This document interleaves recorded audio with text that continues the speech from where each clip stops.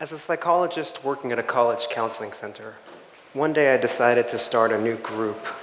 It was as if that voice from the movie Field of Dreams was whispering, "If you build it, they will come." And so I plastered these posters all across the campus. I had borrowed it from a meme, and if there's any way to get millennials to a group, it's through an internet meme. Here's what I put up.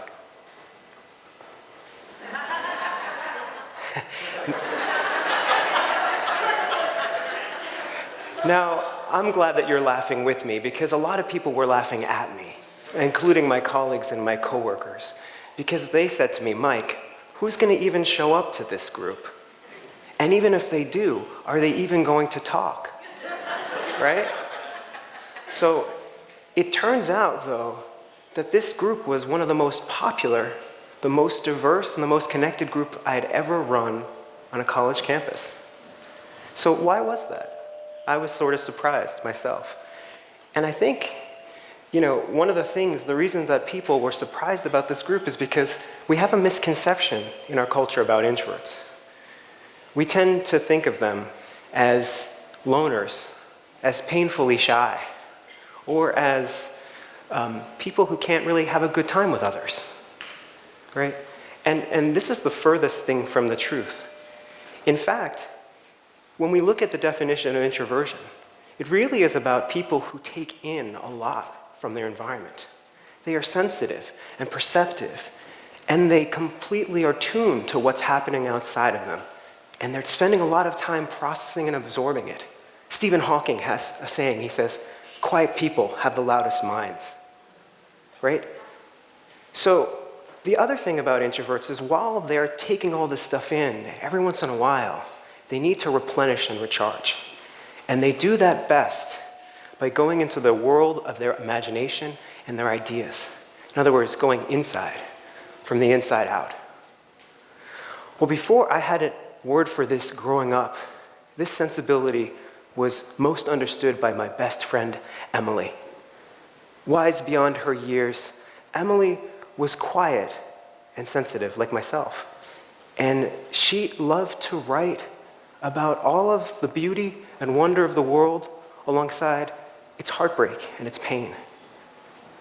Cool and fiery, she said to me once, "The best writing can take off the top of your head." So I really shouldn't have been surprised when one day she looked me dead in the eye and read from her notebook and said, "I'm nobody. Who are you? Are you nobody too?" Dumbfounded, I didn't understand what she quite meant. I was sort of discombobulated, and she could see it.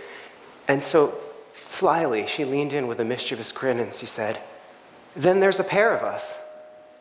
Instantly, I felt less alone, because I could see that now we were part of the secret club of quiet, sensitive misfits together. We've kept in touch throughout the years for a long, long time, Emily and I. In fact, we took a selfie last year. I'd like to introduce you to her.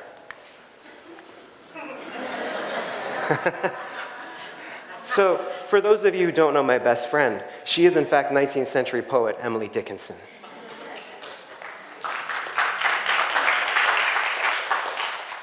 Fast forward a number of years, I'm a PhD psychologist.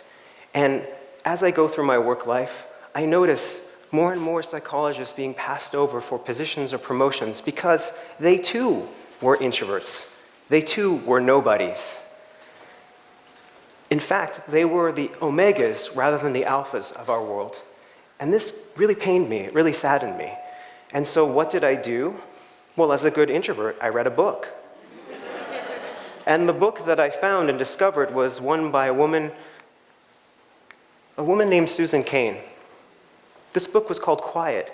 And what Susan Cain did was she talked about the power of introverts. And she reclaimed what it meant to be an introvert and celebrated it in a way that was like a revelation to me, sort of like coming home again. And the cool thing about what Susan Cain did is she also answered Emily's question in a much different way. It was as she was saying, "I thought I was a nobody, but actually I'm a somebody too."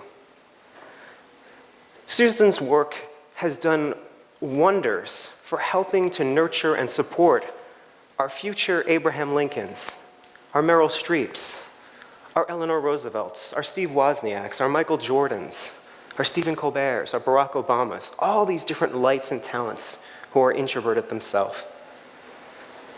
Inspired by her work as a psychologist, I brought it into my work. And what I found was that if we could help introverts take their place, not only could we help so many people, but we also could help everybody else take their place. In fact, we had one of the keys to solving our mental health crisis. Now, what is this crisis, you might ask? Well, I don't know if any of you are familiar with college where I work, but college counseling centers these days are inundated and flooded with students coming into their counseling centers. Basically, we know the Center for Collegiate Mental Health did a study recently, and over a 6-year period, they found that the number of students at college counseling centers grew at a rate 5 times the rate of institutional enrollment. As you can see, the number of attended appointments grew at more than 7 times the rate. It's alarming. And so we have a number of students coming in. We have a system that's overwhelmed by students who are overwhelmed. And what are these students coming in with? Well, the majority of students coming in for psychological counseling are coming in for anxiety and depression, right? Now, imagine for a moment if we could help 10, 20, or even 30% of these students. Imagine now for a moment if we can do that without putting any more dollars, without adding any more staff, without medication, with just a simple shift in our mindset and approach. Well, it turns out that about 1/3 to 1/2 of the population in America are introverts. That's about 33 to 50%. Many of you are here tonight, right? And many of you know them. They're your significant others, your children, your brothers, your coworkers, your colleagues. So, imagine what we could do if we can help those 33 to 50% and even more.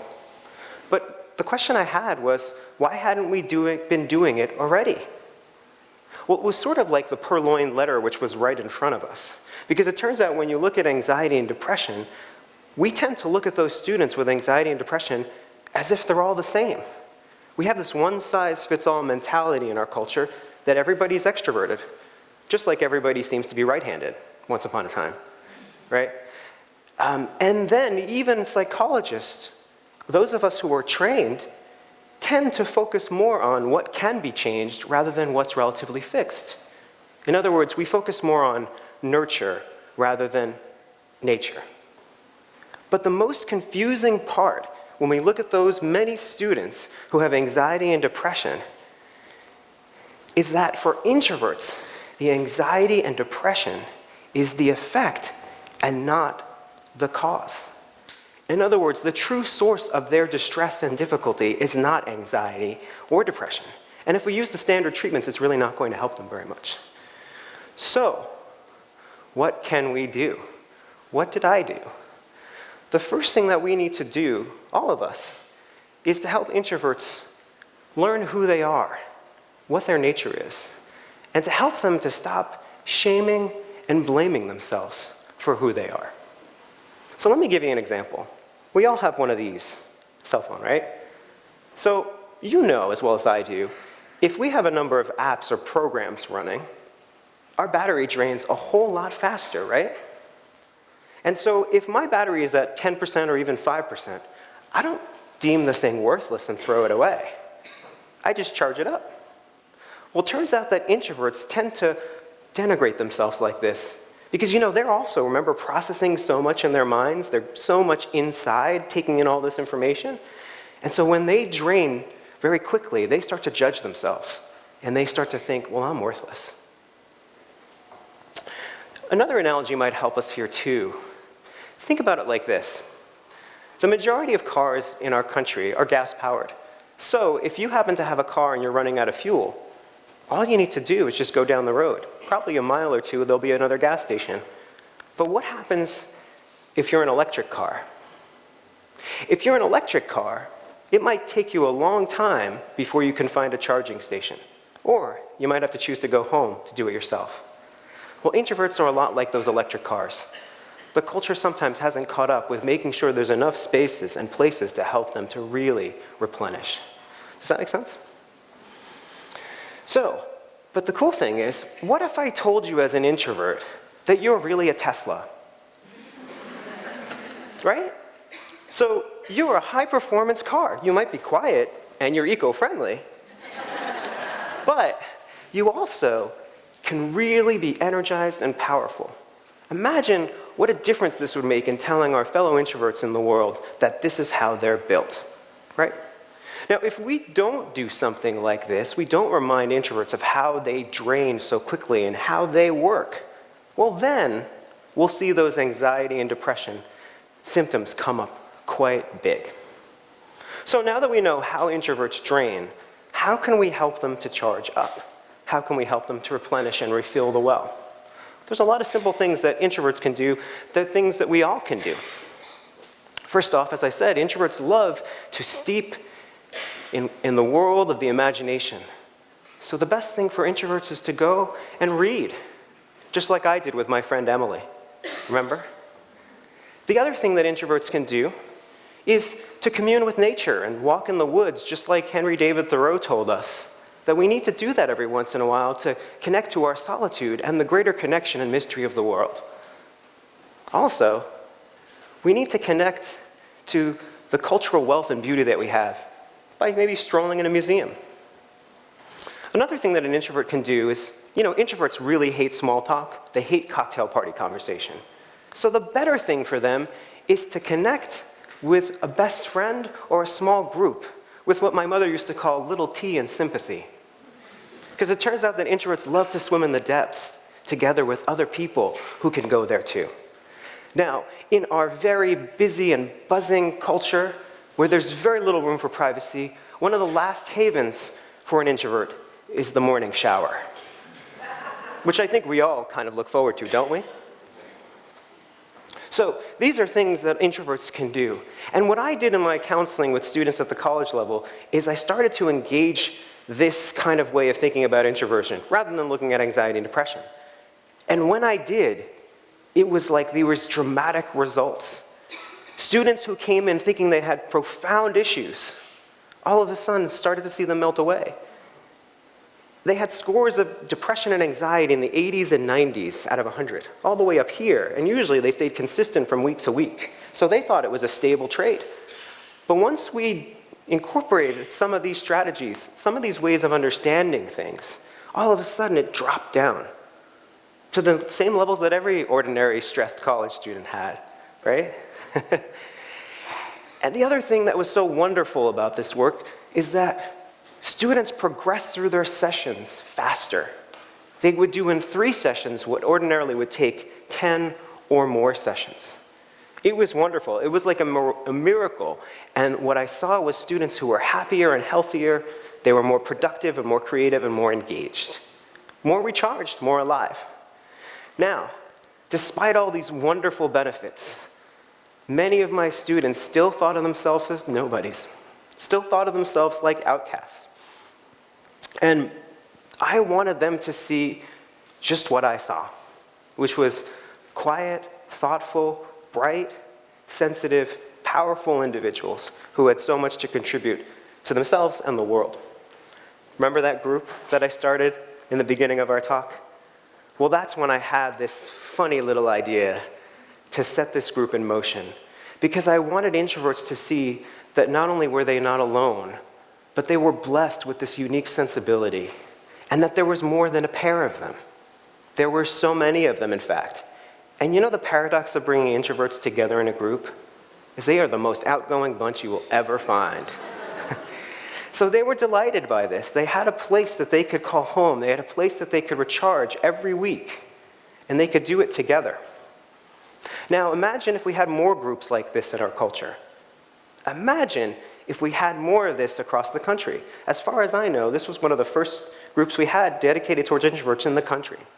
Wouldn't it be wonderful if we could have more? I imagine maybe even Emily would have come to the group if she had been around and it had been around for her.